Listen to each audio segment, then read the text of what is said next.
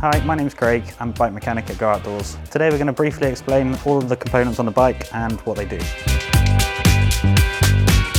Starting with the front hub. The hubs are the central part of the wheel that allows the wheel to rotate around the axle. The through axle is a piece of metal that passes through the centre of the hub and allows the wheel to be connected to the forks. The hub also holds the disc brake rotor, which is a removable, replaceable braking surface for the pads in the front caliper. So the front caliper is mounted to the forks, and the forks are the front suspension of the bike, allowing impacts to be absorbed when you're on the trail. The forks are attached to the frame via a steerer tube, which runs through the headset and attaches at the top with the stem.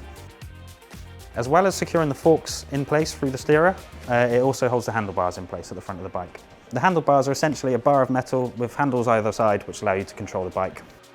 If we follow the handlebars along, we'll see a couple of things attached to the bars. We've got the shifters and the brake levers, and just by the grips where you can hold them.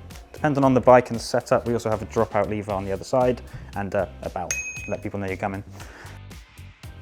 So the front brake is attached via a hose down the forks to the front caliper on the bottom of the forks. This particular brake is hydraulic, so it pushes fluid down the cable instead of pulling cables. This allows the force from the lever to actuate through the caliper, pushing the pads into the disc, stopping the wheel. Next up is the frame. The frame holds all the components together and allows everything to act as one unit. The rear shock acts in conjunction with the rear triangle, allowing the bike to compress and expand, absorbing shocks and force along the trail. So next up is the dropper seat post. It's got a certain design which basically connects up through to the handlebars at the front and allows you at will to raise and drop the seat post. The bottom bracket has bearings inside and it allows the spindle to pass through, connecting up both crank arms, and at the same time allows the crank arms to spin, allowing you to pedal. So next up are the pedals. They also contain bearings to allow them to spin and are connected to the crank arms and act as a platform for you to pedal the bike from.